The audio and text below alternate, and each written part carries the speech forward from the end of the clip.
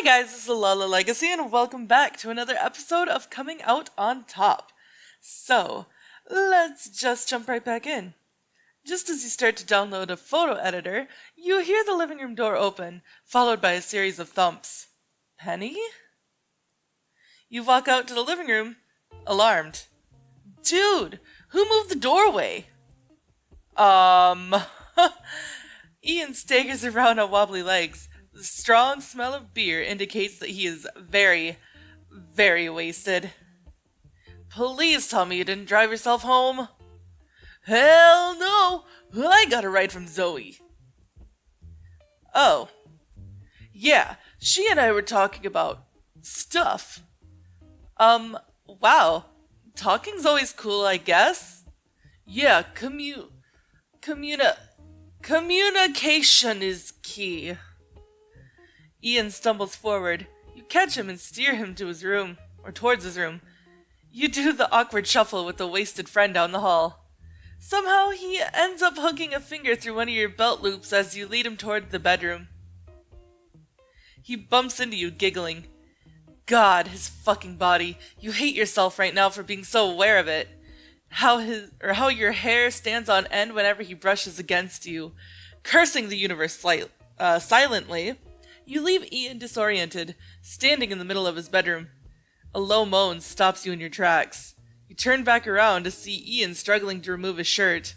One arm hangs through the neck hole of his shirt like an alien from a low-budget B movie. Hi, Ian. Are you having problems? Help me! Oh, for shit's sake! You decide to help yank off Ian's shirt before he ends up strangling himself. Freedom! You wish you could laugh, but all you feel is your enraged dick straining against your pants. You need to get the hell out of here. You turn to exit. Shoes? Ian points helplessly at his feet. Ian, you fucker! Take them off yourself! Okay. Ian falls flat on his face as he paws at his shoelaces. Your eyes wander his body as you help him up, trying to avoid staring too long at his bare shoulders and smooth, muscular back. Chuckling, he puts a hand on your shoulder to steady himself as you reach down to untie his laces. Damn you. You aren't thinking about the bulge in his jeans, inches away from your face. Not at all. Nor his hands on your head as you unlace his knots, his fingers softly massaging your skull in a way that makes you crazy. You focus on his laces. Left lace, left shoe, right shoe. Double knots? Really, man? Are you in kindergarten? Hey, I had my first kiss in kindergarten. Don't knock that place. Ian shifts to give you better access to his other leg, grabbing your hair for leverage, struggling to maintain his balance. You feel like you've got a steel rod in your pants. Is he going to ask me to remove his pants next? Okay, I'm leaving, man. Wait! I've been such a dick to you, dude. Look, maybe we should have this conversation later, when you're not completely trashed. I'm not completely trashed. Oh god. But listen, dude, I'm really sorry. I'm speaking from the depths of my soul here. You glimpse at the dark fur, leading from his navel into his jeans. I gotta go. You hurry to your room. You start stripping off your clothes, anxious to relieve yourself when you hear a knock at your door. You bolt up, startled. Hey, why'd you leave? I'm not done apologizing. With that, Ian lets himself in and stumbles over to the bed. Dude, I've been such a shitty friend. I should have been helping you get laid instead of, being judgy and cock-blocking. I went overboard, didn't I? A tad, perhaps. God, after waiting this long to come out, you must be dying for tons of action, am I right? He releases a little sigh. The scent of alcohol on his breath tickles your nose.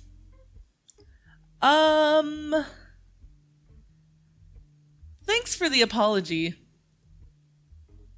He takes a seat beside you on the bed, slumping over, gazing at you with a sleepy expression. It's not as if this is the first time you've seen him shirtless, but tonight you find yourself fighting one dirty thought after another. You know your bed's a hell of a lot more comfortable than mine.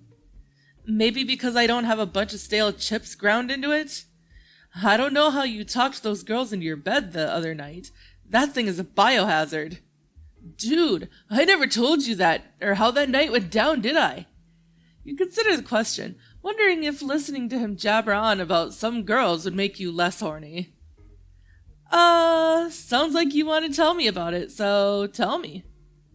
Ian smiles at you, his eyes searching your face. So, during this three-way, I'm like switching off between these two girls. Looking giddy, he crawls onto the bed next to your body, apparently quite eager to regale his tale of his conquest. Holly's on the bottom and Molly's lying on top of her. You scoot over. Your bed has just enough room for the two of you to lie side by side without touching. You don't really need to go into explicit detail. He lies back, his face toward the ceiling, tucking one hand underneath his head while the other absently strokes his chest. You make a concerted effort not to stare at him. Slipping your hand underneath the sheet, you pull your cock to the side to relieve some pressure. Look, I'm not telling you all of this to brag, dude, if that's what you're thinking. What I really wanted to tell you is what was in my head at the time. Oh yeah? What was in your head, Ian? Our kiss? At the party? I've wanted to kiss you forever. I was so turned on, and don't hate me, dude, but I was thinking about you when I came. I'm sorry. You feel the hairs on your neck stand up. The room is silent. You tremble. You wonder if Ian can hear your heart pounding. I've never gotten such a boner from one stupid kiss, you know? He chuckles. Well, aside from the one we had after the night at the bar. He sighs and turns over, facing away from you. You lift your head to look at him. Ian's shoulders, broad and smooth, invite your touch.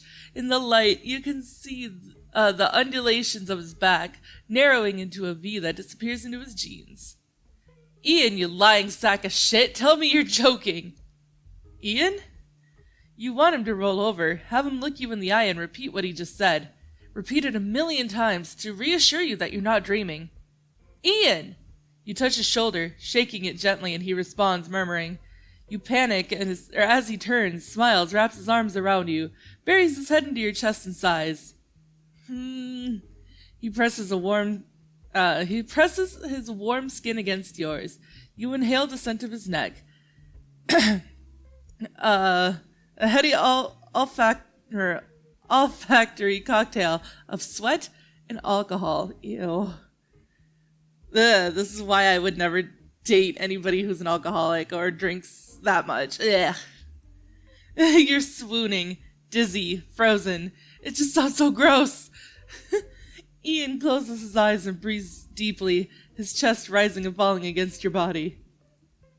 Then his body relaxes. He seems to have passed out. You don't know how long you lie there, afraid to move, arms entwined, his head on the crook of your neck.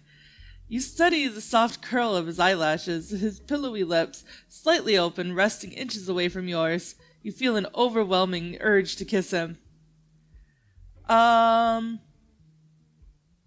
Extricate yourself and sleep beside him. You carefully untangle yourself from his arms. Even now, passed out and breathing softly, he's a sight to behold. His dark hair, curled and thick, seems to call out to you. One arm tucked under his head reveals a thatch of dark hair springing up from his armpit. The hair running down from his navel looks like an arrow pointing the way home. Oh gosh. This too shall pass. It's a long, restless night, filled with dreams of the two of you wrestling in each other's arms, tongues in each other's mouths, insane with lust. You wake up more than once, only to see Ian's back to you, sleeping peacefully. He looks so vulnerable. Something about the way he breathes, curled beside you, fills you with a sense of protectiveness. You pull the covers over him and try to fall asleep. Saturday morning. You open your eyes, still groggy and unfocused.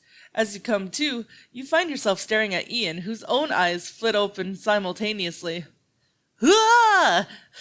Scrambling out of bed, his body is a whirlwind as he tangles himself up in half of the sheets and finally disengages by crashing into the floor. What the hell happened last night? Well, you were pretty wasted. And you crashed on my bed. And? Well, you gotta believe me, dude. Whatever I said last night, I was trash. Don't take anything I said seriously. You hear the sound of someone unlocking the living room door, followed by footsteps. I think Penny just got back from her all-nighter. The footsteps in the hall grow louder. Ian barrels out of your room. You've never seen him move so fast. Well, where's the fire? You hear a thump. Ian mumble an apology, then a door slam. What's with him? Don't know. Maybe a bathroom emergency. Penny enters and places a box on your bed. Well, I got the gift. The gift? Ian's birthday gift, silly. I picked it up yesterday. Just make sure you bring it to the restaurant tomorrow, and it still needs to be wrapped. Okay, I can do that. I can get him a card, too. You glance over at the box. I can't believe we're getting him this. Don't look at me. It was at the top of his wish list. She shudders. Whew. You finally got some downtime this weekend. In terms of your studies, you're kicking ass. You've been feeling pretty distant from Penny lately. Things are rocky between you and Ian. And finally, you've got $110 in savings. What will you do with your extra time this weekend? I'm gonna treat Penny to a dinner at a new tempura fondue place downtown.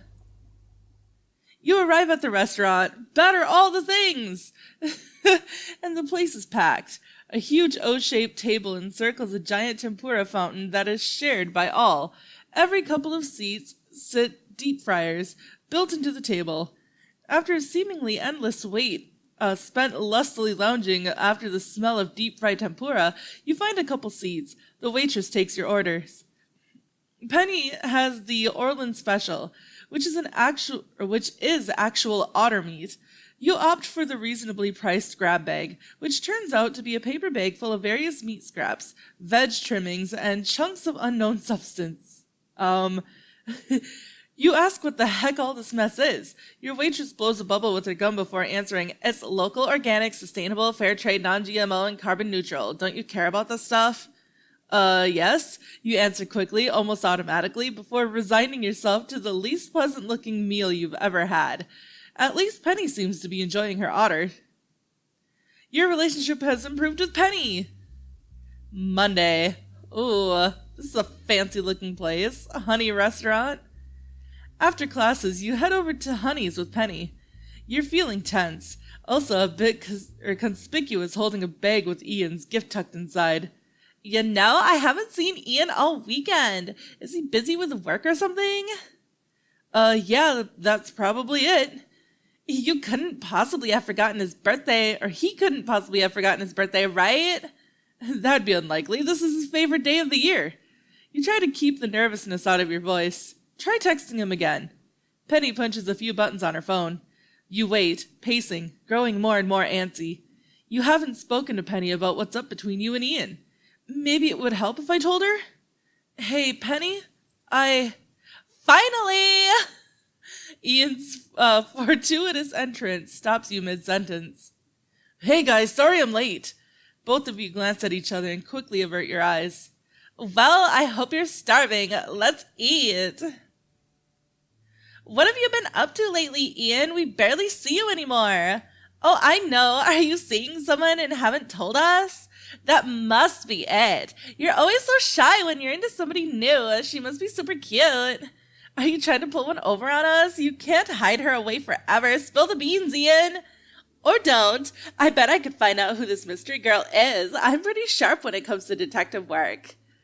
Ian stares at his soup bowl for a moment, seemingly fascinated by a single basil leaf skimming its surface.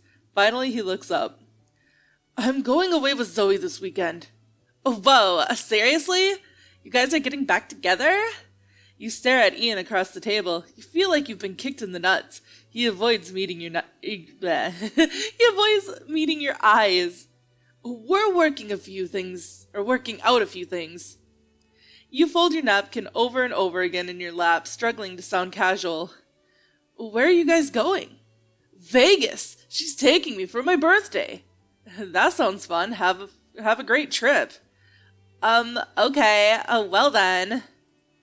Phil, let's give Ian his gift.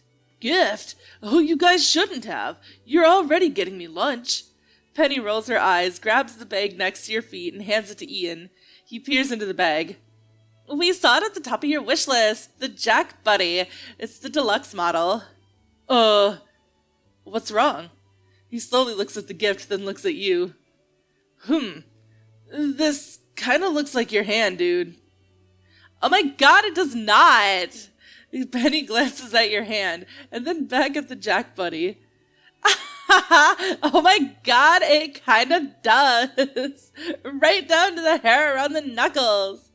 What are you trying to insinuate here? Oh my god. I guess that's a little awkward. Trust me, it wasn't intentional. A little awkward? It's not a big deal. You don't need to get your undies in a twist over it. I gotta go. Throwing his napkin on the chair, Ian gets up and leaves. Alright, what the hell is going on between you two? Oh boy, the look on your face says I better get another glass of wine. Maybe a whole bottle. One bottle later. So yeah, that's what's been going on. What's your take on all this? Well, let me get this out of the way first. Holy shit! Aside from that, it's obvious you guys need a serious heart-to-heart. Maybe if he ever talks to me. Aside from that one drunken night, he's never home. He doesn't answer his texts. He's totally been avoiding me. I'd say give him a few days. Talk to him when you guys aren't feeling edgy and emotional. Tuesday. A strange stillness settles into the apartment. Ian seems to be staying clear of you, while Penny spends nights at the lab. You normally savor the peace and quiet, but these days you just feel isolated. You plod through your schoolwork. I'll be out of here soon enough. Friday. That afternoon, you hear noises from Ian's room. He's home, which is a rare occurrence these days. You realize he's probably packing his things for his trip this weekend with Zoe. Yeah, let's talk to him. You knock on Ian's bedroom door. Time to do this. Can we talk? Sure, I got a few minutes before I take off with Zoe. I thought it was over between you two. What's going on? I don't feel like talking about it, dude. Are you here just to get on my case about Zoe? Or did you actually have something legit to talk about? I'm here because I've got feelings for you, Ian. I can't deal with this right now, Phil. Like I said, I'm working out some issues with Zoe. So that's it then? You feel nothing for me and I'm delusional and this is all one-sided? Is that what you're saying? I never said that. So you do feel something. Yes, I'm fucking afraid. You're my best friend. This is confusing and it really sucks. Is that the answer you wanted? And your solution is to run away with your ex? Don't fucking tell me how to approach my own feelings. Just get the fuck out of my room, Phil. I gotta pack. Good luck finding anything in this pigsty. You storm out and slam the door. Back in your room, you hit the books in a laughable attempt to study. You could barely focus. You're so distracted you wish you were going away this weekend. It's your phone. You pick it up. How'd it go? Could have gone better. I'm sorry, Phil. Don't be. Let's say I'm actually glad he's leaving this weekend. Oh, geez. Hopefully things will calm down once he's back and has some time to think. Maybe this is a bad time to ask for a favor, but I'm stuck at the lab again. What's up? Would you mind returning the Jack Buddy to the store tomorrow? If we don't return it by tomorrow, we won't get our money back. Sure thing. Thanks, I appreciate it. And watch out, there's some real weirdos in that store. Alright, but that is all the time that I have for this episode, guys. So, if you liked it, please give it a big thumbs up down below. And if you haven't already, subscribe. By subscribing, you're becoming part of a legacy. I love you guys so much, and I will see you in the next video. Bye-bye!